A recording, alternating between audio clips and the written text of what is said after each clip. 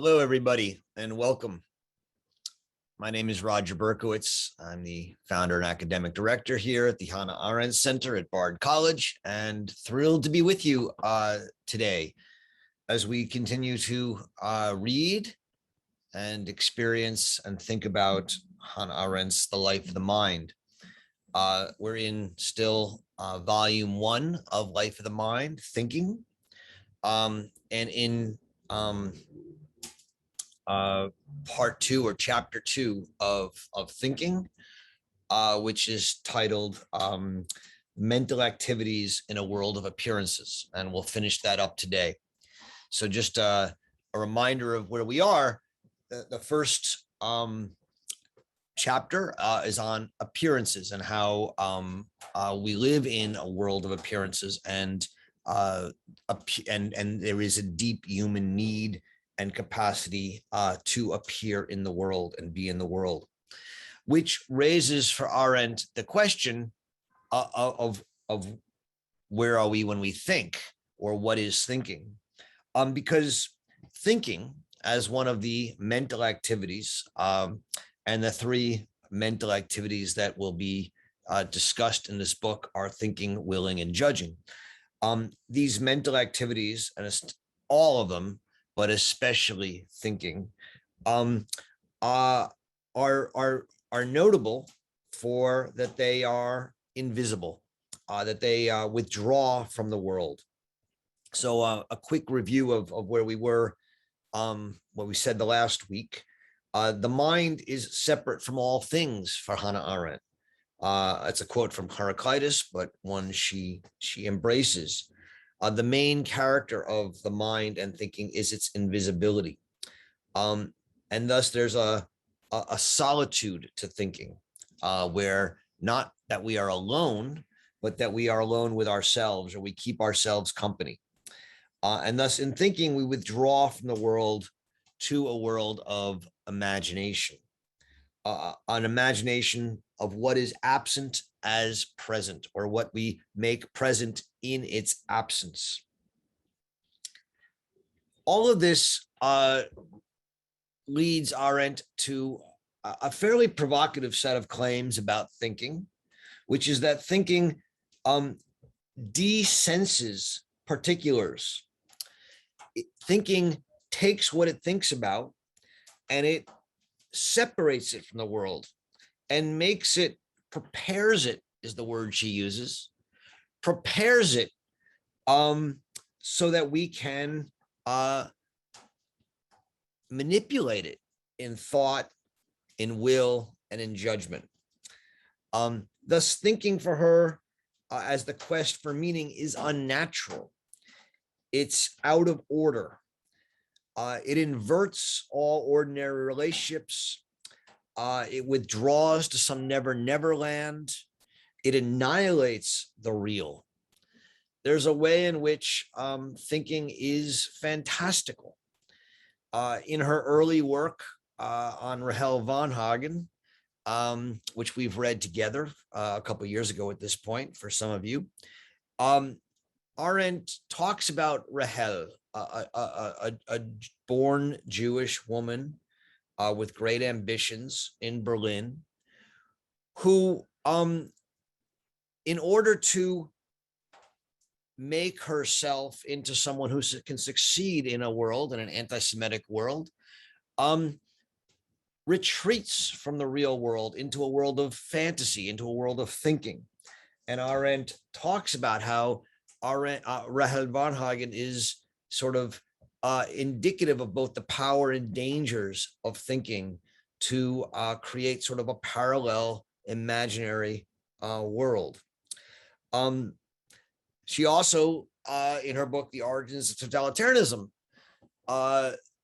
identifies one important aspect of totalitarianism, which is that it is based on a coherent fictional reality, a reality that is logical, rational, that makes sense, that gives meaning, but is completely separate and unreal and well, is fictional, and in fact can be more coherent and rational because it is fictional, because the real world is often complicated and contradictory, messy and unsatisfactory to human reason.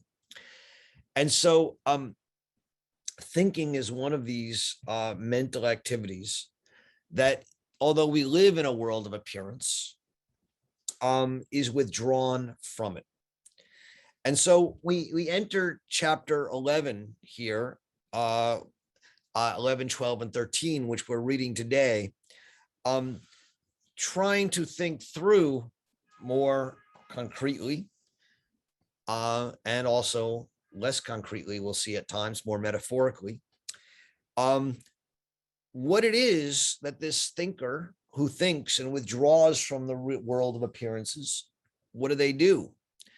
And Arendt titles chapter 11, Thinking and Doing, the Spectator.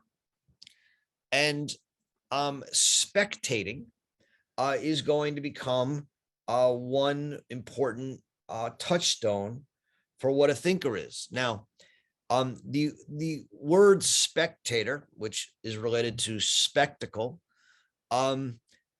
is actually, in Arendt's telling here, related to the Greek theate, which is the root of both theater, but also theory, theos, seeing, theory, spectating.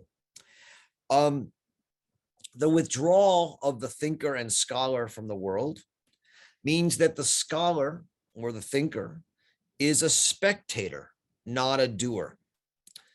The spectator, and who is not a doer, thinks and thus holds the clue to the meaning of human affairs. So what Arendt means by that is that in spectating, we look at the world from afar, not as someone involved in it, not as a doer, but as a spectator. And we are able to, by looking at it from afar, begin to form it into stories or sentences that make it meaningful. And so it's the spectator, the theorist, who makes human affairs meaningful. The actor, is caught up in those affairs. They can't tell the story. It's going to be the storytellers, the spectators, the thinkers. Now, as I said before, thinking is one of three mental activities, and she compares it here on page 92 to the other two, judging and willing.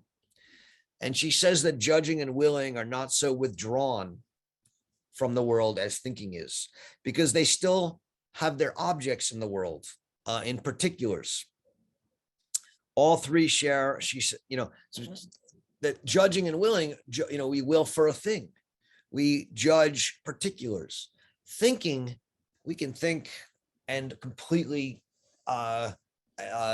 separate ourselves and withdraw from reality. And yet all three, judging, willing, and thinking, share a particular quiet, this sort of distance.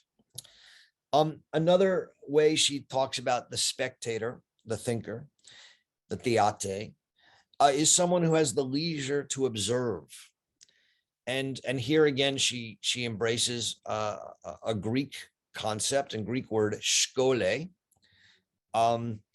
which is the root of our word scholar and school, and has some connotations and is often translated as leisure. But leisure is not what skole means. Skole is the deliberate act of abstaining or holding oneself back from ordinary activities. The scholar is one who sits apart and doesn't get involved in protests or actions or politics. They act out of leisure, but not leisure of playing games or relaxing. In fact, Arendt says that relaxing is the opposite of skole. First of all, because relaxing is connected to the real world. It's actually resting so that we can go back to work. But skole is actually an attentive looking at that is not just lazy. It's actually quite engaged. It's just not engaged in the world of action. It's engaged in looking at the world and trying to think it through and make it meaningful. She says that the best articulation of skole is by Diogenes Laertius, and she quotes him on page 93, and it might be just worth taking a quick look at the quote. On the middle of 93, Laertius writes, "Life is like a festival. Just as some come to the festival to compete, some to ply their trade, but the best people come as spectators, theatai. So in life, the slavish men go hunting for fame or doxa for opinions or gain, the philosophers for truth." And so skole is this standing back where the best come as spectators or theate. Another resonance of this in Arendt's work is her idea of the conscious pariah, which is what she often refers to herself as, someone who stands apart from the world, consciously stands apart from the world, makes themselves a pariah, makes themselves someone who is not engaged in or loved by the world, who's seen as an outsider. And it's only from that perspective that one can look at the world and gain the kind of perspective on it as a spectator and thinker. And that this withdrawal from the game of life or the direct involvement of life is both the condition for judging and the condition for understanding. And that's what thinking is. She does say that there's a difference between the judge and the withdrawal of the judge and the withdrawal of the thinker. The judge is still involved in the world of appearances, right? A Kantian judge is still involved in a world of plurality and thus trying to put oneself in the perspective of others. And in doing so is still caught up in the world. The thinker, however, she says, is fully withdrawn, not only from action, but from the ordinary world. The thinker is surrounded by things that are no more or not yet, things that they make up. The thinker thinks things like justice, liberty, and courage, right? Things that, I guess we would want to say are real, but there's no sense experience of, you don't ever have a sense of what justice is. And so she says in this, I hope what you've seen in this chapter 11 on the Spectator is the radicalness of Arendt's claim of the withdrawal, the sort of separateness of the thinker, even more than the judge or the willer. And so this raises the question of where are we when we think? And Arendt begins to answer that in chapters 12 and 13, although she'll have more to say later. But one aspect of where we are is that we are in language. We are in language and to some extent, as we'll see, in metaphor. So in thinking about the withdrawal of thinking, we ask, where are we when we think? Well, mental activities, she says, invisible themselves and occupied with the invisible, become manifest only through speech. This is the first sentence of chapter 12. She says through speech, what she's saying is that we make what we think manifest in speech, but that doesn't mean that we're trying to communicate with other people. And this is an important point.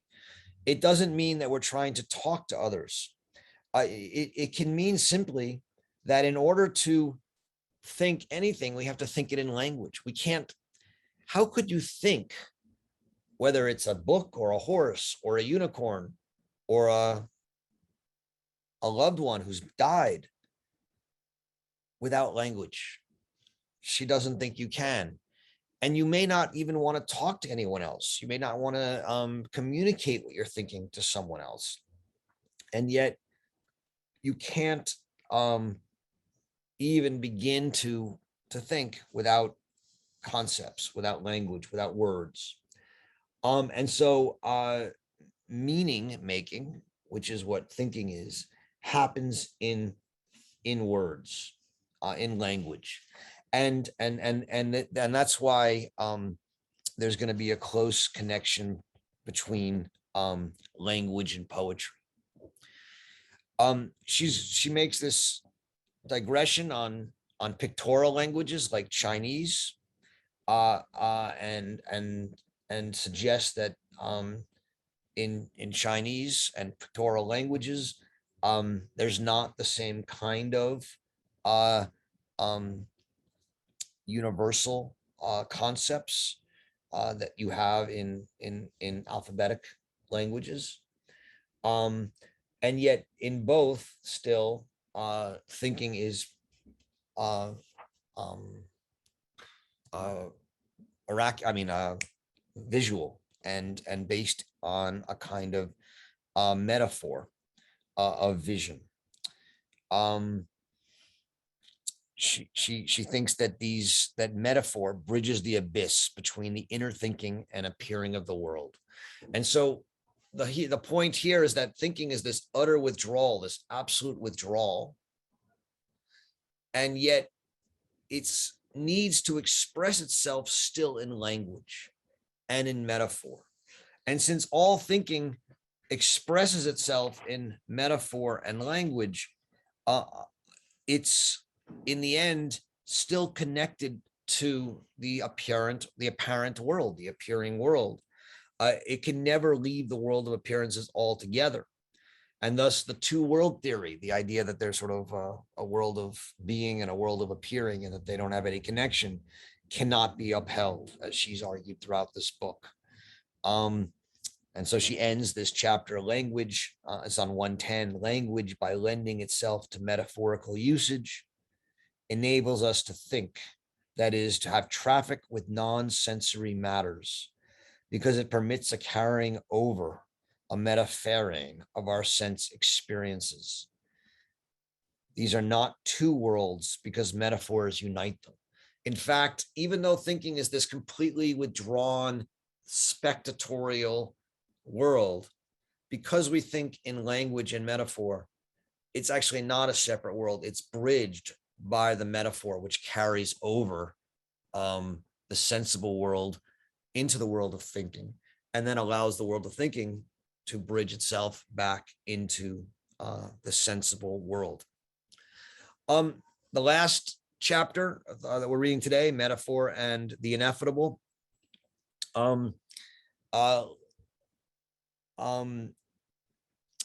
basically asks, where are we, or what is a metaphor for thinking? What is thinking as this thing that works through metaphor and language to bridge the two worlds? And a lot of it is about this search for the ineffable, that thinking is an attempt to make, as many of the philosophers have said, make what is not sayable said, to make what is unseeable or unknowable intuited or known in some sense, and that there's an incompatibility between intuition and speech. Intuition is to intuit, to sort of enter into, to look into. In German, it's anschauen, to glimpse into or see into. And so much of what we think of as thinking is based in intuition. And yet, how do you take what is sort of glimpsed or glanced at and make it sensible? And so much of philosophy is caught up with this idea of the ineffable. Thinking needs speech, she says, not only to sound out and become manifest, it needs speech to become activated at all.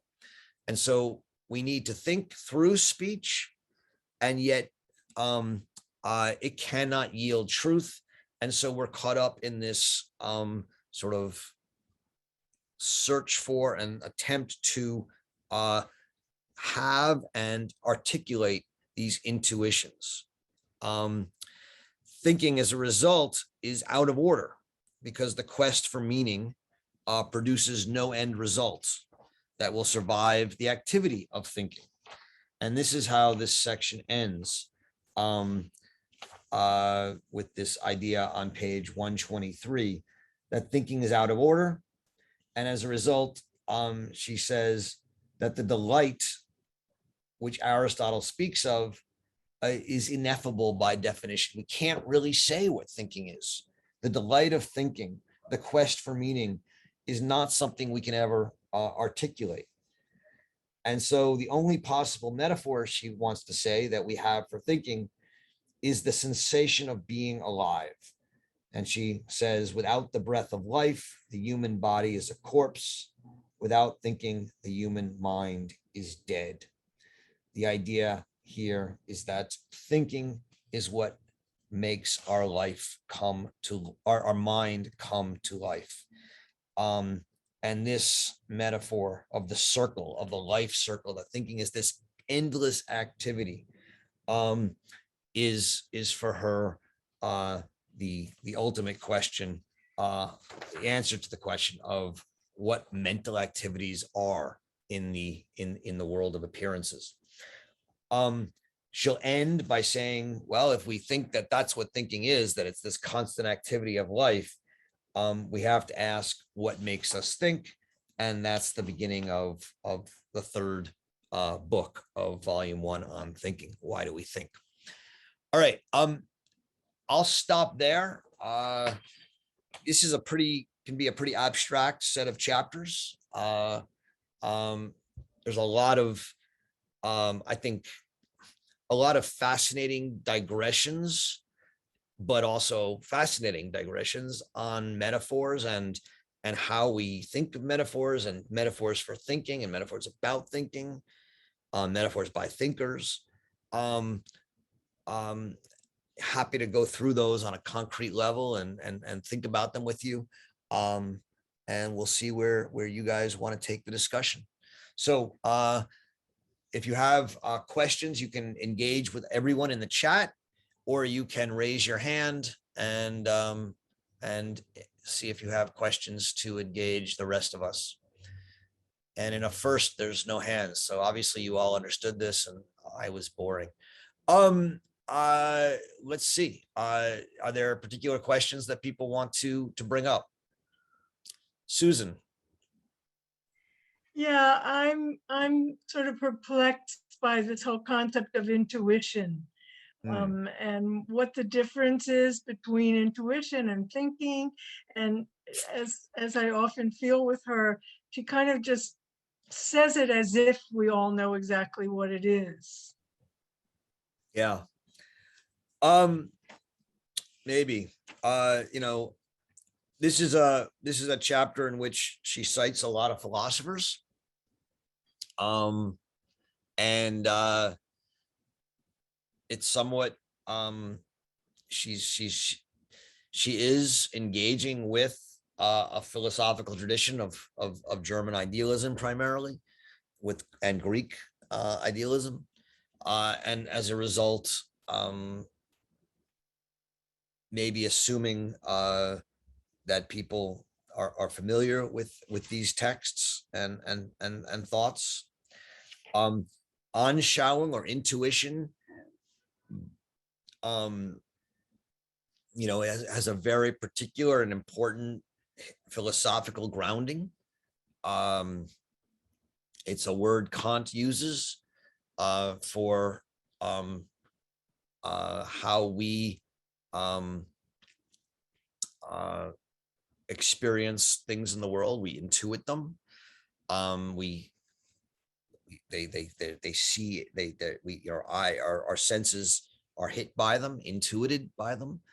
But for many of these thinkers like Heidegger and Nietzsche, who she talks about here, it represents sort of our ability to have moments of intuition, of glimpses of insight that are true, but in a way that can never be articulated.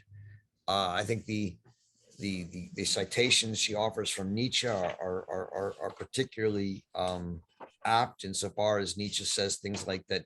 As soon as you try and write something down, your intuition, it's dead and it loses its vitality and its ideas. Heidegger says similar things in his work.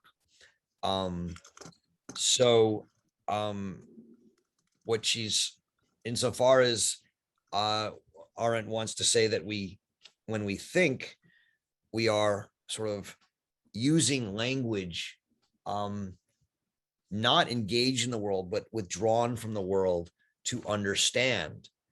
The problem, that's to make meaning, and thus not to speak truth, but to say something meaningful. This is not something that can ever be, it's not a process that can ever end. It doesn't have an answer. And as a result, we are sort of stuck with these feelings or glimpses, or being touched by the gods, by muses, and we think we understand. And yet, as soon as we try and put it down in writing, we lose it. And that experience of sort of grasping at something that we can't ever get, is what I think she's calling thinking. Or at least, yeah, a certain part of it. And, she goes through all sorts of ways that Plato and Aristotle and Heidegger and Nietzsche and Bergson and others describe this process. And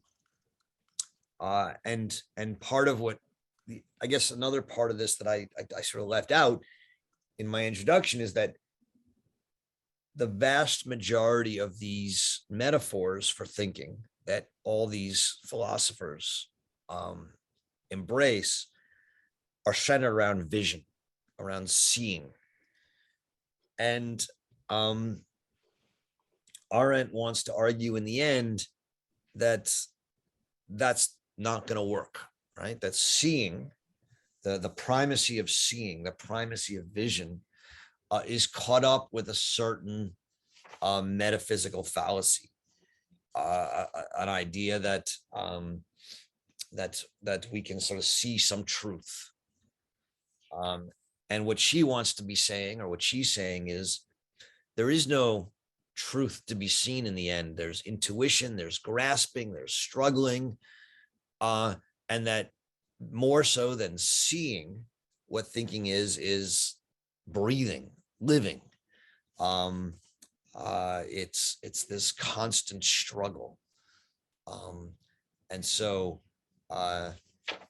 she's going to, in a sense, criticize and seek to distance herself from the visual history of thinking, in order to hold out an idea of thinking that is much more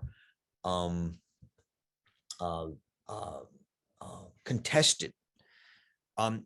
The end, I don't want to, most of you have read this, some of you have read this before. I don't want to, spoiler alert in case you're interested, but I'm not going to, I don't think it's going to spoil anything. The end where she's headed is this idea that thinking is to be in a fight, in a battle, on a battlefield, in which one is stuck in between opposing forces and seeks to find a way out of those forces of the past and the future, and jump out of it in such a way that they can glimpse at it. And yet thinking is being in that field of forces, in that battlefield, where you're trying to understand the meaning of the world, and yet you are confronted with its meaninglessness, or your inability to comprehend its meaning. And so you are caught in this battle. And so in the chapter on the gap between past and future, which we'll read at the end of the book on thinking, she's going to describe thinking as this battleground and living in this battleground. And here in this chapter, this focus on life and the life forces and thinking as life and breathing and living is sort of a precursor to that chapter at the end of this volume on thinking. Roger, I had a question, and I couldn't find the hands up because I'm in a new office with a new computer. But yeah, I just on page 96, I had a question here. It says in the middle of the page that the spectator, not the actor, holds the clue to the meaning of human affairs, as you said. Only, and this is decisive, spectators exist in the plural, and this is why he could arrive at a political philosophy. Hegel's spectators exist strictly in the singular. And then, but even Kant, more aware than any other philosopher of human plurality, could conveniently forget that even if the spectacle were always the same and therefore tiresome, the audiences would change from generation to generation, nor would a fresh audience be likely to arrive at the conclusions handed down by tradition as to what an unchanging play has to tell it. So does that mean, I mean, that kind of would mean that the meaning we give to the world would then constantly be changing. So there wouldn't be some sort of universal meaning to, or universal like a consensus, but that's always in the process of changing. That's exactly right. I mean, the point here is that even though Kant understood, really, if you read Kant's political philosophy in a way that very few have, that the world is in the end comprised of multiple people, built millions, billions, whatever, making judgments about what is true and good and just, and trying to woo each other to those judgments so that there's some sort of common sense or common world, so that we share something. But what he forgets, and thus comes closer to Hegel and most other philosophers, is that this process never ends and there is no true world. The world is a constant an outcome of constant needs to reassert and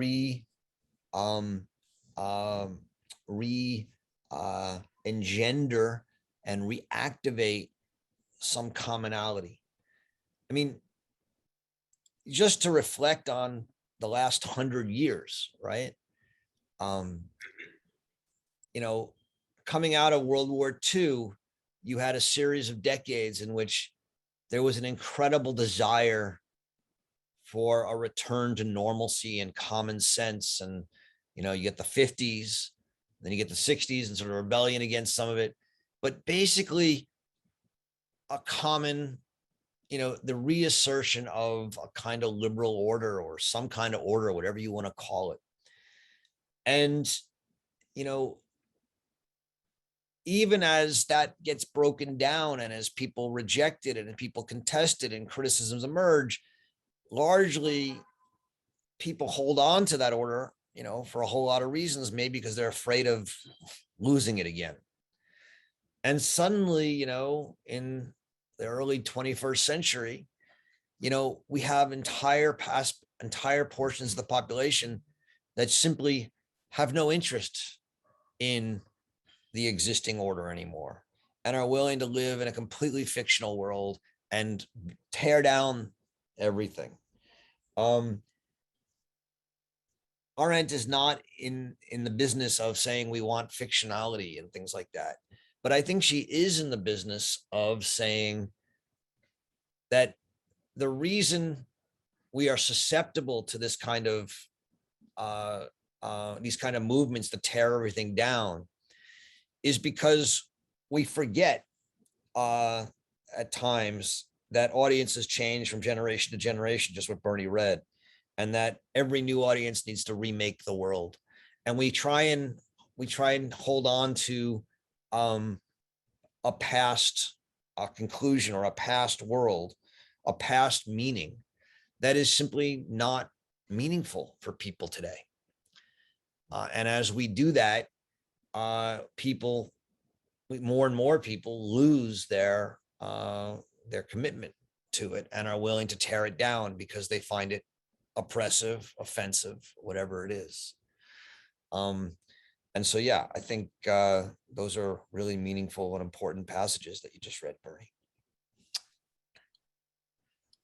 Steve. So again, I'm bothered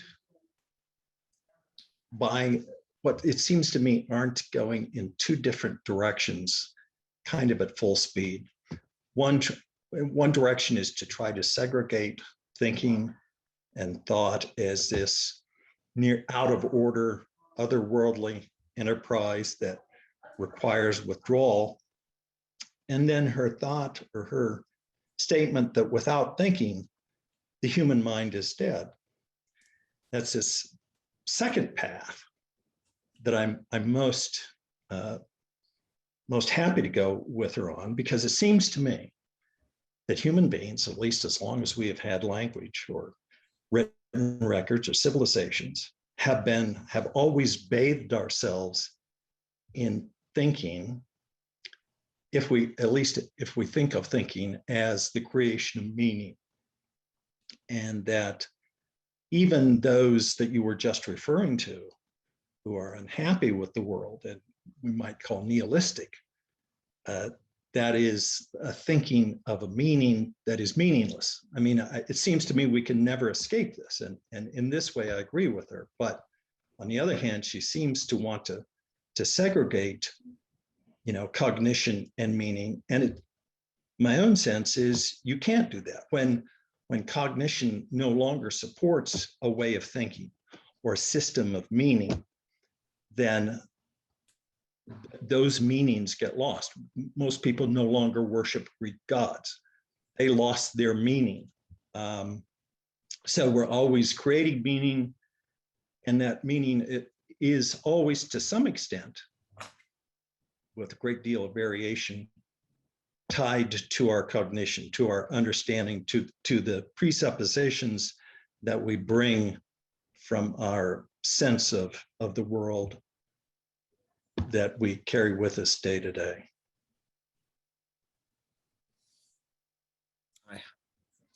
So, okay, so your question or comment, if I understand it, is you agree or you like the characterization of thinking as making meaning, but you don't like it as being out of order? No, that it is an everyday human activity that we humans always have some meaning.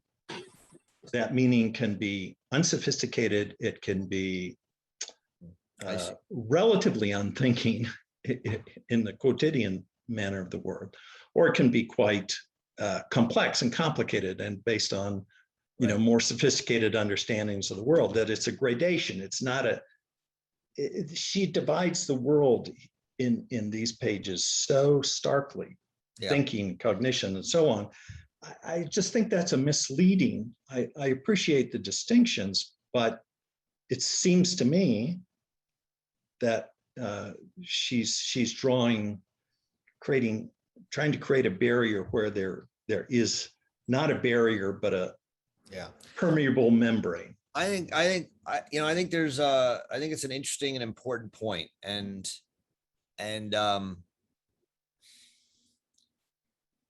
And so I think one way to frame your question, Stephen, is to ask why, right? Why is she doing this? Right? Why is she engaging in this? I think accurately described by you, sort of, I'll use my words, but I think this is sympathetic with you, sort of this extraordinary effort to sort of isolate thinking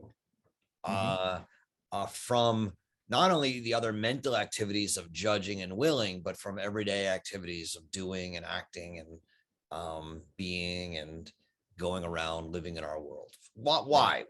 What's to be gained from that? And I think that for her, the stakes are pretty high. So remember the sort of overarching frame from the preface, or whatever it's called, the introduction, where she says that that there's two reasons to write this book. One is to continue the human condition, but the other is to raise the question of whether thinking might be the one thing that protects us from evil. I think that one way to understand this is to push back against your characterization, Stephen, that we all think all the time, or that thinking is an everyday occurrence. You said everyday occurrence, so I'll stick with that. Arendt truly does believe that all humans have the capacity to think. I think that's clear from almost everything she says.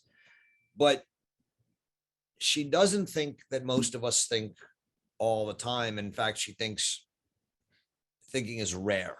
And so I think she would disagree with you. And then the question is why? She says in another book, where she also is talking a lot about thinking, that for most of human history, or most of Western history, thinking was not something that most people had to do. Doesn't mean they couldn't do it, but they didn't have to, because they lived in a world in which, as Bernie was just reading, sort of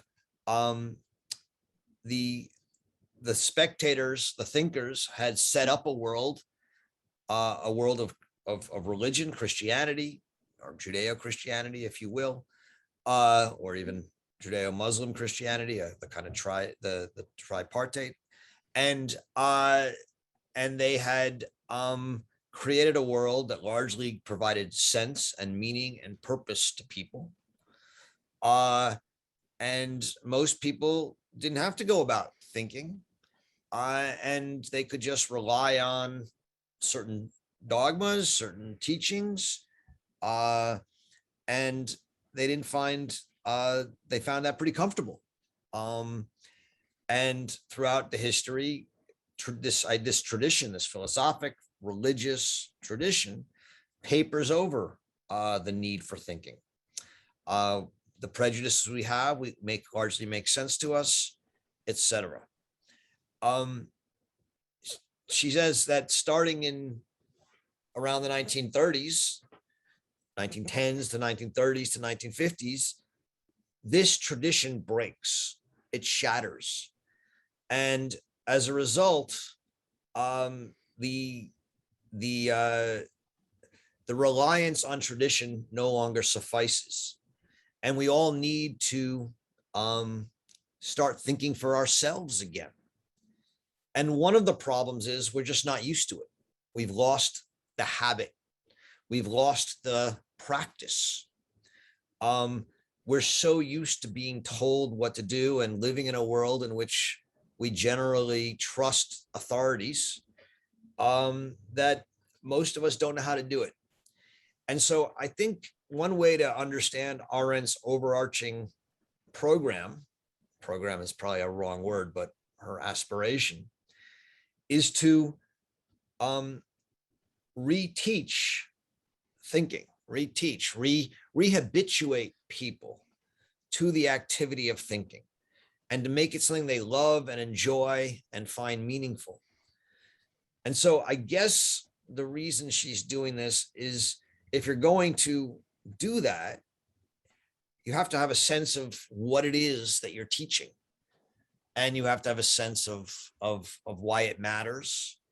Now, having said all that, I think you could still come back, Stephen, and say to me, even if I agree with Arendt on all of that, to isolate thinking into such a tiny corner is to not be true to thinking. Thinking is more involved in the world. And I guess, there's a part of me that wants to agree with you if that's your argument. And yet I think that, what Arendt makes some sense. I mean, what she's basically wants to say is, look, we go around the world and we act according to prejudices. That's part of being human. But that's not thinking. Thinking dissolves prejudices. We go around the world and we make judgments, and that's a mental activity, but that's not thinking, because thinking is freer than judging. And we go around the world and we make wills. We will things. And again, that's important. But again, it's not the same thing as thinking. Thinking has a distance, but also a freedom to it, which is powerful, but also dangerous. And it opens the door to these kinds of denials of reality and things. And yet it is what I think Arendt believes we all need to become more comfortable with. I do agree, I do find myself sometimes wondering why all these distinctions, why all this. But I don't know, Stephen, before I move on, tell me, have I in any way responded to your question? Because I think it's a good question, and I'm not sure I have a better answer, but tell me if. Yes, I think you did, or you helped me at least formulate my thought. Now, I would say my position is, I appreciate her distinctions, but I would look at the problem of thinking and thought as one of gradations. Everybody thinks in that everybody creates some meaning for their world, okay? Some of these people are Immanuel Kant and Plato and Hannah Arendt and Martin Heidegger, and some of them are schmucks who, borrow whatever shards of thought they might get here and there. There's lots available on the internet. So that I do agree with her about the importance of thought and the levels to which it can reach ideally. But given that we are all meaning-creating, meaning-seeking animals at whatever level of sophistication, we're all more or less engaged in that. So I don't disagree with her so much as just find that her distinctions don't appreciate the gradations that she's actually working with, and that I think that are implicit in what she says, because I see some contradictions if it's divided into it's neatly bifurcated. Yeah, no, I hear what you're saying, and I've said already a couple times, that this is sort of a very different kind of book than any other book she's ever written. It's her first attempt in her mind to do philosophy. And at times it seems to lose that power of some of her writing in that sense. I still think it powerful, and I find it fascinating. I mean, I don't criticize so much as wish she'd refine in some ways. But anyway, that's my point. Okay, thank you. Let's move on, and we'll keep thinking it through. And if people have particular questions, where we'll try and develop some of these ideas. I mean, we haven't looked at some of the particular metaphors and things that she's discussed, and it might be good to do so. But we'll see what comes up. All right, John. I'm going to sort of follow up on the previous discussion, because I'm troubled by this excessive desire to specifically define or not appreciate gradations, and in some respects, I'm also, as I listen to the previous discussion, I'm hearing what I agree with, but I hear Roger Berkowitz. I don't necessarily hear Hannah Arendt.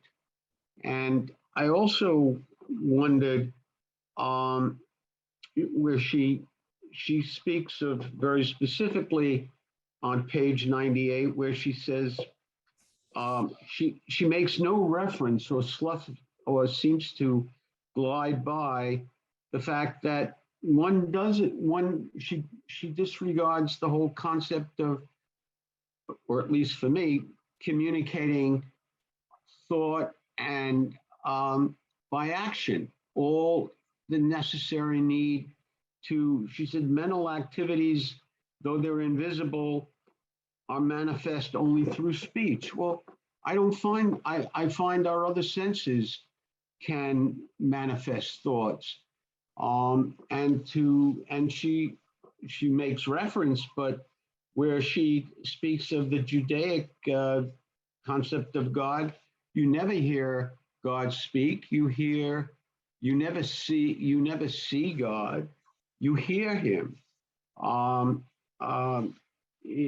So I'm finding difficulty coming to the conclusion. There just seems to be, I don't get a clear definition of her thought. I appreciate the way she parses exactly what thinking is, but I just feel there's a lack of conclusion. Your suggestion is, which I tend to agree with, that, well, she really meant that we don't think enough and we need to think more, and that it's an activity that we've lost. I don't know that we've ever lost, but it's been in different sectors of the society have practiced it in different ways. So I can agree with that, but I don't hear her. If that's what she's saying, fine, but I'm hearing Roger Berkowitz say this is what she's saying, and that's fine, because that helps. Yeah. But I don't hear her speaking in that direction. So just so you know on that, John, I mean, look, I never claim to speak for Hannah Arendt, but I am someone who's read a lot of Hannah Arendt. And so what I'm doing then is just taking things she said in other places and using them to help understand what we're reading here.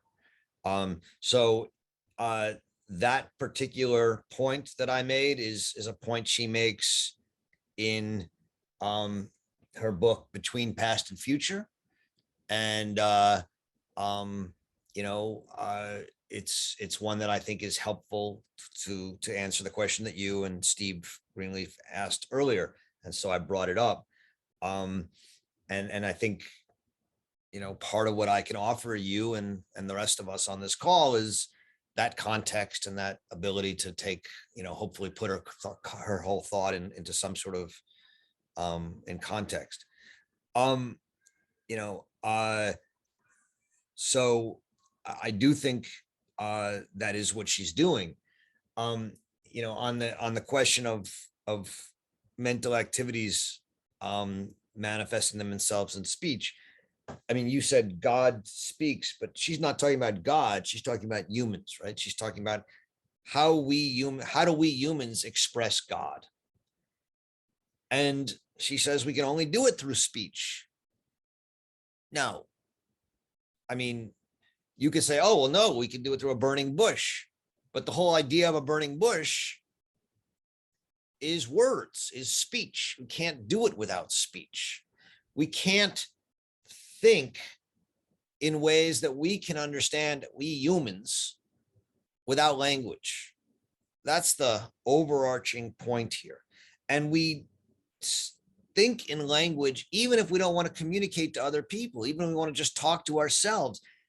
If I say to myself, freedom, I can't, can I think freedom without language? I mean, all of you try it. What would it mean to think anything without some language? Now, that's where this sort of interesting digression, or not digression, but discussion of pictorial languages like Chinese is interesting, because what she's saying is that there's an interconnection between language and thought, which makes us suspect that no speechless thought can exist. And she says that doesn't apply to China and places with pictorial languages, where you may be able to think friendship without the word friendship, because the word friendship is actually a picture of friendship. And, again, she was no expert in Chinese, as far as I know. I'm not an expert in Chinese. I don't really know how to credit or not what she's saying about Chinese. But I think it helps us understand what she's saying about alphabetic languages, which is that even though there's an optical nature to them, in the end, everything we think comes through language. And since our language is metaphorical, that connects us to the world. Where I was going, I'm not. I agree that when I think and remain silent, I'm thinking in a language, but I can manifest my thoughts through action, and it becomes perceived by others as they observe my actions or hear my actions. And granted, it all flows back to language, but thoughts can be expressed. They don't need to be necessarily verbalized. Maybe that's what I was focused on. It reminded me I could have kept the TV set silent on January 6th and understood what was taking place, and without any form of language. When Billy Budd is everyone just mute your mics if you're not speaking, so I don't get a background. When Billy Budd can't speak when he's accused by Claggart, and his hand shouts out like a judgment of Aninus, God, and he strikes Claggart dead, that's a manifestation. But it doesn't mean anything. It's pure action. In order for us to make it meaningful, we have to think it, and that brings us back to language. That's what Arendt is saying. That I totally agree with that. Okay. That at the end, I need to define. I'm defining what I see, hear, or think with language. Okay. Thank you. Good. Stephen.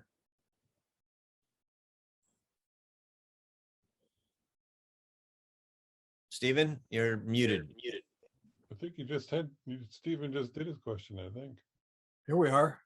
It's a different Stephen. Yes. Yeah, we both have the same full first name and both use our short forms. Roger, this pertains to the very end of the selection for today on 13. I'm afraid chapter 13 or section 13, I'm afraid I don't quite get the distinction she draws between suppressing the question, why do we think, and replacing it with the question, what makes us think? It occurs to me that, yeah, generally we think, well, a why question is looking for a reason, and a what question is looking for a cause. But I'm not sure that that's where she's going with this. I wondered if you could elucidate that, that bit she raises just at the end of 13 on page 125. Yeah, I mean, I don't think she wants to ask the causal question um, of, like, is it some chemical reaction in our brain, why we think? Yeah. She wants to know, and for her, thinking is somewhat of an end in itself. It has no cause or purpose. So that's what she's going to start out with on chapter 14. And so she wants to sort of, as she says, suppress that question because she doesn't think there's any answer to it. And she wants to go into this question of what makes us think. What is it? And that's of course another way of asking why we think, but it's not per se a cause. It's sort of an attempt to think through a deep phenomenological approach to human thinking. She's going to give Plato's answer, which is that we think out of the sort of idea of wonder. She's going to give a Roman answer, and then she's going to give the Socratic answer, right? Which is that we think simply to think. We think to understand and free ourselves from prejudice and frozen thoughts, and it's a very powerful and yet useless activity, and that's where she's going to end up to some degree. So I don't, why versus what, let's not make too much out of it, but that's where she's headed with it. And we'll see there as we get through these chapters in the next week or two. Is that all right? Yeah, fair enough. I think she's, as you said, she's pointing out examples, but not really pointing out causes. So I guess that's where we are.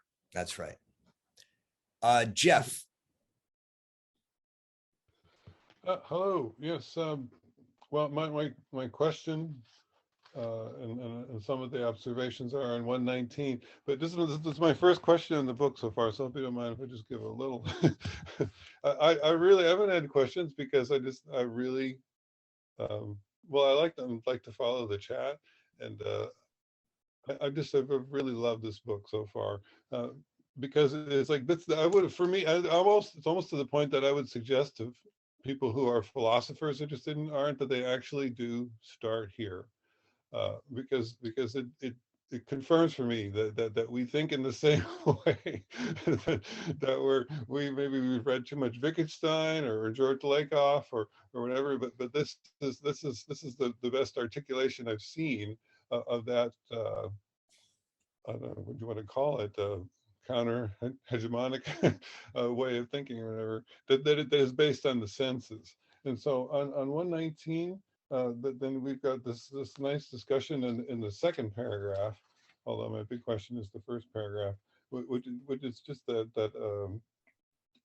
well, we were talking a little bit before about the difference between the kinds of writing, whether they're phonetic or they're ideographic. And here we got the Hebrew God. This, thou shalt not make idols. So it's like it's sort of the battle between sound and vision, right? I don't have a question about that, but I just want to make sure people didn't pass up that really cool paragraph that goes from 119 to 120. My question is that another big confirmation of the worldview here, maybe I can see it better, is because I'm reading Kant's Critique of Judgment in another group. And finally, it's clicking for me, and I'm realizing how much of Kantian Arendt is. And so Kant's big thing there is to figure out how the common sense works. How do the senses work together. Because if everything is from the senses, which is all my comments today have been about, is like this is a very in the world anti-metaphysical view.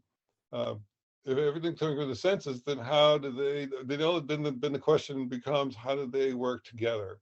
You know, it's not so much the why. There's no metaphysical question anymore. It's just that, well, how do we move from the buzzing, booming confusion of Joyce, for example, and William James? How do we move from that to ideas? How does it seem like there's order? The order must be between the senses, if sense is all there is. So my question is just that, can I make an argument that the sense of people agreeing is somehow connected to the senses themselves agreeing and one individual? So that it's kind of the Kantian question, but it's a big one. I think it affects everything. Is it just an analogy? This idea of plural senses and plural individuals in a society, is that the same idea, or is it just poetry? Thanks, Jeff. You know, I'm not sure. You know, if I see a rose and I see it and I smell it and I touch it and I taste it and I listen to it, you know, all of these are different. You can't see the sound, she says. You can't taste the smell. So the common sense isn't that, right? The common sense is that to some degree, we fit all these different senses into a world that we share. And we bring them together in some way. And then we call it a rose that smells, tastes, touches, you know, seen all in that way.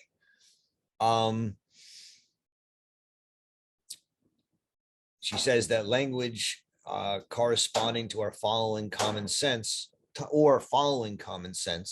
gives an object its common name. This commonness is not only the decisive factor for intersubjective communication, but it also serves to identify a datum that appears altogether differently to each of the five senses, right? So this common sense is the decisive factor that for intersubjective communications, it's what allows us to talk to each other.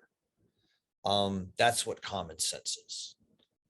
I'm not sure I can say much more about it right now, but I think that might help. Well, yeah, no, thanks for confirming that. That was the word I didn't get in to my part. Yeah, it's about intersubjectivity. Yeah. Well, I think okay. that's right. So actually, well, maybe that is all. Maybe we're already there. But if you just want to say another word about just how that works into political plurality. Well, I mean, yeah, I mean, obviously, to the extent that we see something, whether someone mentioned the January 6th event, you know, common sense is how we fit it into an intersubjective understanding. And, you know, we use language following that common sense, but do we call it what do we call it? A riot, a protest, a coup, right? And the language we use really matters. And yet part of the problem we have is that people see it differently. There isn't a common sense approach to it right now, or understanding of it right now. In fact, we see that, you know, the country is deeply split into how to understand that event. And so, you know, that's just a sign of the breakdown of common sense today. Vivian, you're up. So I want to ask a question, but on the way to asking a question, just a few things that have occurred to me in listening to some of the comments and some of the discussion so far, which have put me in mind of Max Horkheimer's response as a refugee from Hitler's Germany and European culture. His response to a question of how he feels himself to be and how it is to be finding himself in the midst of an American culture. He said, it's not that chewing gum undermines the metaphysics, it is that it is the metaphysics. So, and that's very funny and supposed to be funny. So that's one thing. And you just incidentally also made a point about how people see things differently. This is so linked in and according to Arendt in language, because it's not just that people see things differently, it's that there is no common language, and you know, that's the issue. And then I wanted to say that you in the beginning, in response to the first comments, I mean, you definitely affirmed what, of course, what the Arendt's text in making another comment, Roger, that it's not that we don't think because we don't trust the authority, as one example you gave for why we don't think, and you know, it's clear to me. I mean, it's obvious to me if I look around to substantiate that point in all manifestations of culture, that most people are not in the business of thinking, just as she says. But you say it's not that we don't think because we don't trust the authority, as one example. It's that, remember Arendt saying, and of course you do, that there is no authority. So, you know, I just feel you might have, you know, referred to that. And, you know, but moving on, here's my question really, which as usual, perhaps doesn't sound like a question. It has to do with, but it's about thinking and the various confusion that seems to reign around Arendt's brilliant and clear distinctions, although hard, some of them, to understand.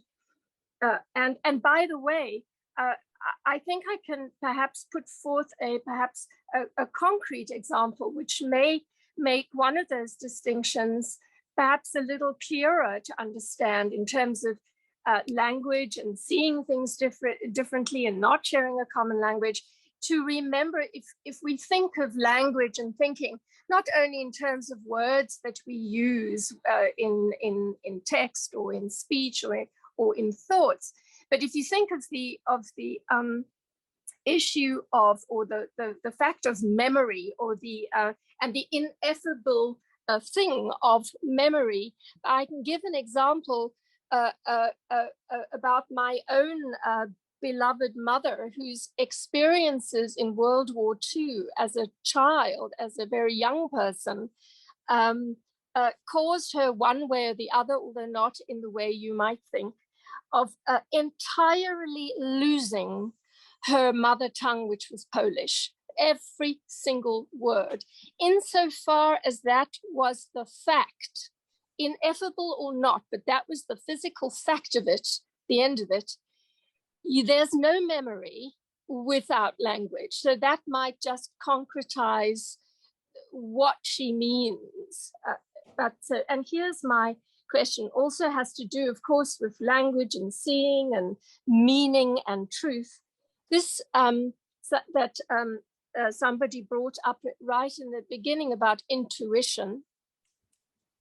And here's the question, as I said, not framed as a question, but it seems to me, or at least I think that the way I think about it is that intuition, and I think about it, what I mean is with reference to Western culture, specifically, which was from the 18th century seems to have been dominated by German thinking or German language concepts anyway, that it seems to me that intuition is perhaps the longing for unmediated thought or expression. So there is this longing, there is even this longing has been expressed in some of the comments here today, that we want to do away with thinking or do away with specifics of language because we want to feel, we want to intuit, we want to express.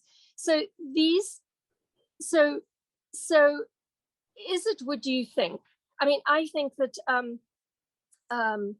even Nietzsche's comment about that you more or less quoted, Roger, about that once you've written a feeling or an intuition down, it's dead, it's lost. And yes, of course, because this also, Nietzsche more than anybody expresses this painful longing for unmediated experience, truth, meaning, all these things. This is, it seems to me, they're all of them, all of the philosophers that she has quoted are the great romantics, the great German romantics. This is what romanticism is, this longing for unmediated living, life, experience, meaning, etc., etc.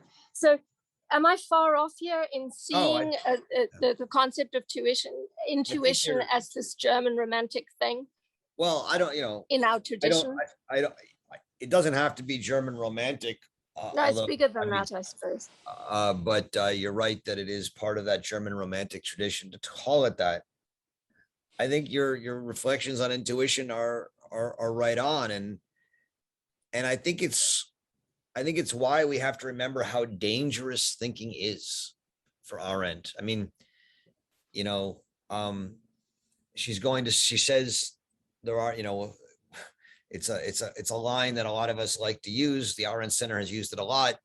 There are no dangerous thoughts. Thinking itself is dangerous. Put that into your language, the language. There are no dangerous intuitions. Intuitions themselves are dangerous. I said before that when she writes about Rahel Varnhagen, what allows Rahel to sort of create a fantasy world in which she's important is her ability to abstract herself from the real world and create this fantasy. And as a result, I think it was Steve who said before, everyone thinking is ordinary.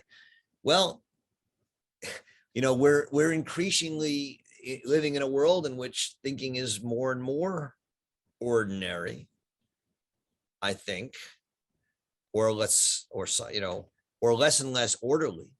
But what you see is that as a result, there's all sorts of different thinkings out there, all sorts of different intuitions. There's my intuition about what happened on January 6th, and here's your intuition about what happened on January 6th, and never the two will meet.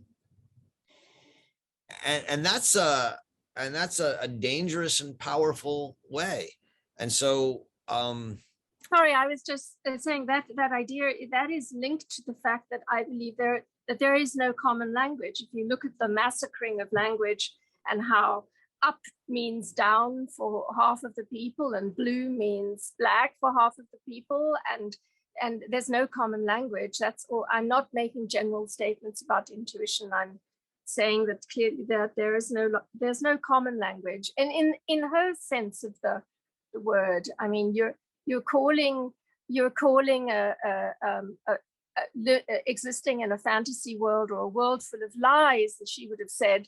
You're calling it thinking or intuition, but you're being somewhat disingenuous there, Roger, I think, in using those words in that context. I mean, at this point we have to call out where we stand. Lies are lies, truth is truth, and that there's no common language, and that's why we're having a problem distinguishing. I'm going to push back, I guess, on this. I think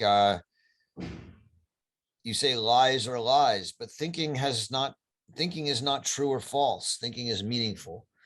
I do believe that for Arendt, you know, what we're seeing right now is a rise of thinking.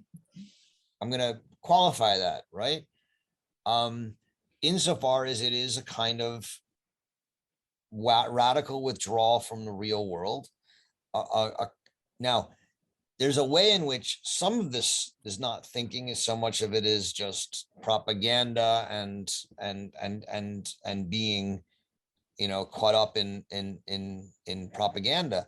But what's going on is that a lot of people are suddenly thinking for themselves. People who weren't for many decades, centuries, millennia maybe, didn't think for themselves because they largely trusted the authorities.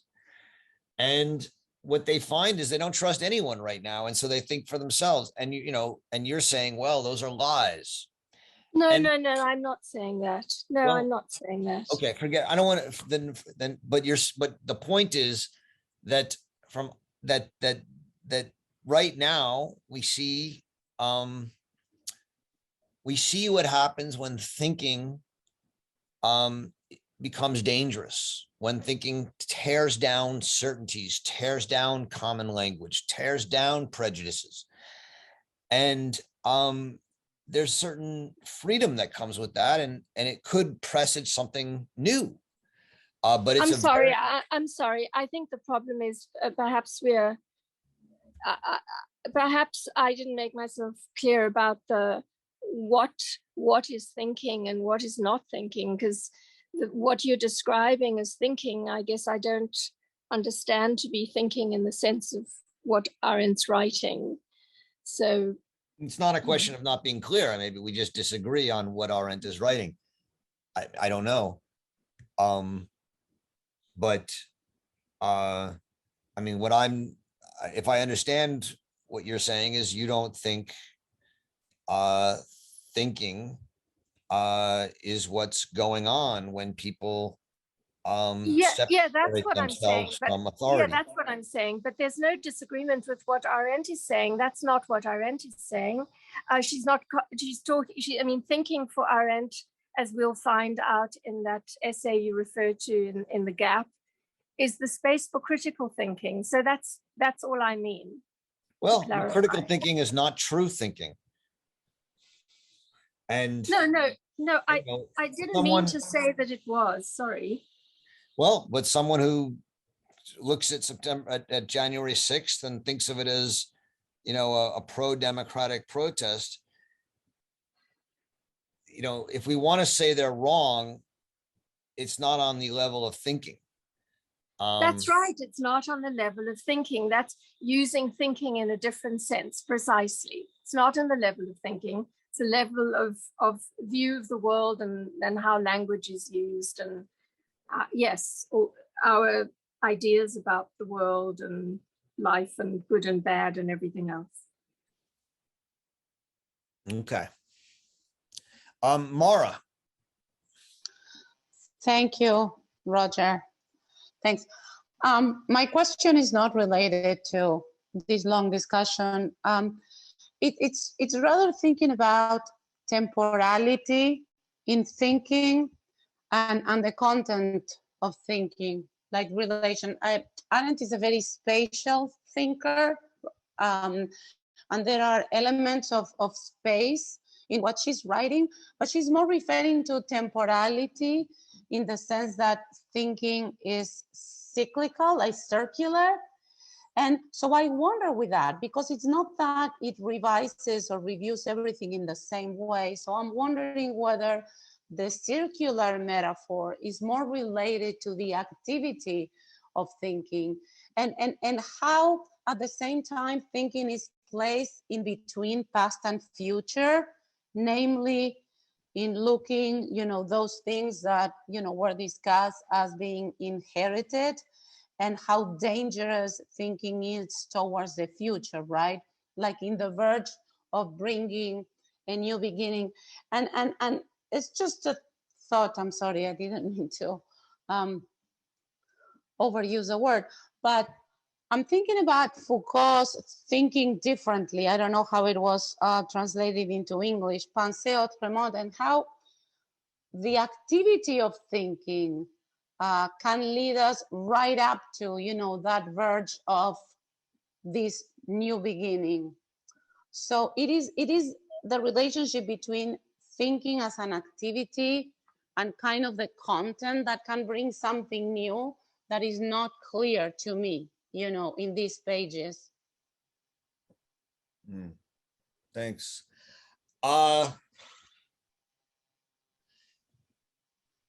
Yeah, so if thinking is an activity and if it's circular, what new does it bring? I take it that's something like the question, or does it bring something new? Yes, because there's thinking as an activity, which can always bring something new. But if it's circular, is it circular, the activity that it's just, I think that Arendt suspend thinking between, past and future, but at the same time, she brings the metaphor of the circle, right, for thinking, or Penelope as well. So I don't really see in the text defining or making this clear difference, even though she differentiates between cognition and stuff like that, but not thinking as an activity and the content of the thinking, what can lead you, to this newness, to this danger that it is, thinking differently, right? Or this new paradigm, as Foucault would say. Yeah, I mean, look, thinking for Arendt is destructive. It's not generally constructive. Judging is constructive. Willing can be, forward-looking. But thinking, as you say, is an action, and it's an activity, and it's the breath of life, and it's a circle of life, and it's generally not constructive. I mean, you may construct new ideas, but whether those ideas become a common part of a common world or common language or a common sense is not based on thinking. That's based on judgments. That's based on actions. That's based on other things. So political imagination is not part of thinking? Well, political imagination is part of thinking in the destructive sense, not in the constructive sense. And the reasons political imagination and thinking are important politically is that it frees us from, on the one hand, settled authorities, on the other hand, from prejudices, and the third hand, from ideological movements or propaganda. Thinking is what creates space. It's what separates us from a world that is imposed upon us, which is why it's so dangerous, because it can be disorderly and destructive. She says the one moment when thinking can be politically useful is when the whole world is sort of going down one direction, right? Some philosophy, some propaganda, some ideological movement, some totalitarian movement. And the thinker, by the power of their thought, separates themselves from everybody else and stands apart. And by doing that, the thinker makes other people ask themselves, should I be standing apart or should I keep going? And, most of the time the thinker will be killed and people will keep going. But it has the capacity to at least make people stop and question where they're going. Thinking does. This is an argument she makes in her essay, Thinking and Moral Considerations. Thank you. But that's but generally, thinking is somewhat politically sterile. And it's largely about freeing myself from whatever movement or propaganda or authority is seeking to, occupy my mental space.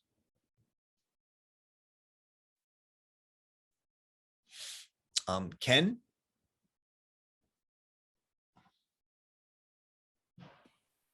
Thanks, Roger. My question is really broad right now. I hope I can formulate it fully. Maybe I can make it really succinct, which is to ask, Eichmann had plenty of meaning, right? But he wasn't thinking. I feel like we're being a little bit careless in our distinctions about that. We're conflating meaning and thinking. Finding meaning is part of thinking she's talking about, but it definitely involves being connected with the senses and reality. And so I think part of what's haunting this conversation and this idea of thinking is that having meaning is not the same thing as thinking or even finding meaning. And I think part of her argument is really to fight against this idea of meaning as in terms of propaganda, or just taking the status quo in the way that Eichmann did. I mean, in so many ways he was blind. There's so many levels that he wasn't thinking on. Like, that's why reading Eichmann is so brutal, is because on any level, if he thought on a humanistic level, on an abstract level, on an ideological level, if he was thinking on any of these levels, he wouldn't have been who he was. And probably we could have shared the planet with him. Anyway, so I'm not sure I'm making a clear question, but I guess the question is, how do we make that distinction between meaning and thinking so that we're not blurring them? Thanks, Ken. I think there may be a need to make a distinction between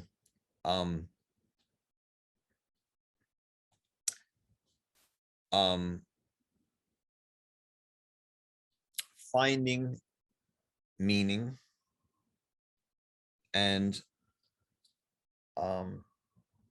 seeking or questing for meaning. Thinking is a quest for meaning. And it is, as we just talked about, a circular quest, an unending quest.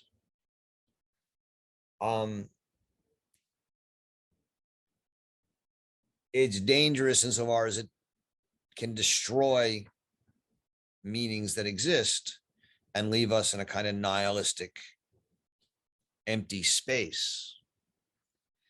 Eichmann didn't quest for meaning. He wasn't a thinker in that sense.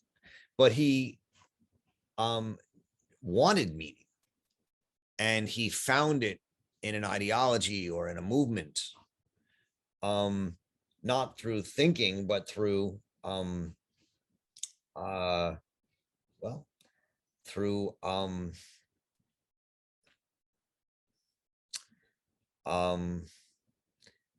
embracing what was given to him by a particular a movement.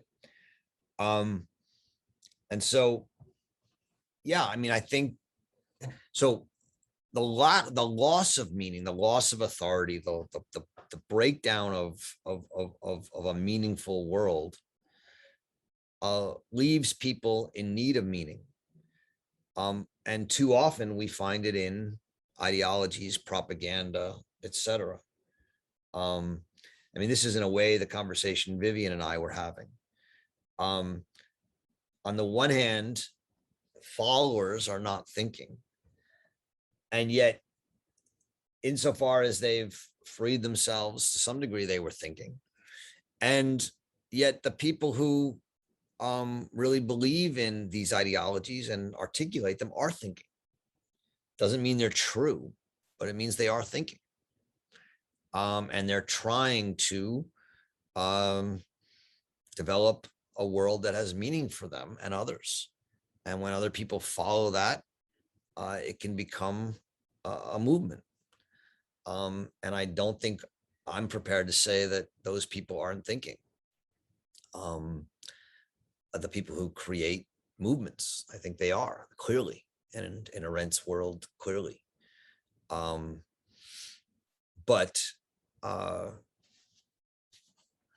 So I mean, Eichmann, she thought, was not a thinker, without a doubt, but he was someone who needed and found meaning in a movement.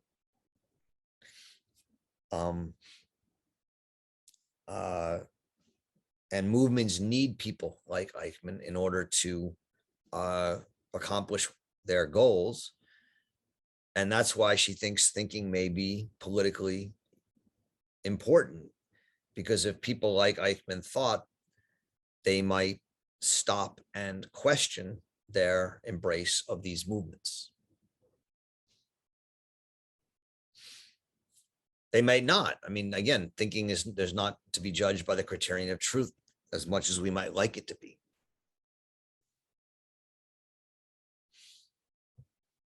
No, but maybe what it's pointing to, she's pointing to in Eichmann, is a connection to appearances and reality. There was just so many levels where his meaning obfuscated any relationship to reality. He's talking about his great relationship with this Jewish guy who he just helped get killed slower, and how he was such a good friend, because he's in some ways, his meaning was actually blinding him, or his sense of meaning or his sense of purpose. The stories he kept telling himself, these cliches, actually blinded him from thinking.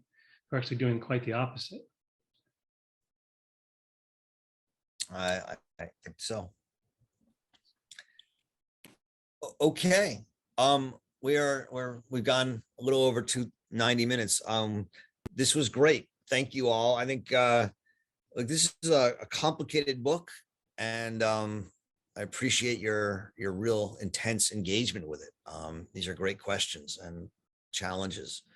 So we will meet next week and begin the chapter, What Makes Us Think. I have to look. You'll get an email in a couple minutes about the chapters we're reading, probably 14 and 15. And I look forward to it. Enjoy reading Hannah Arendt. Thank you all very much.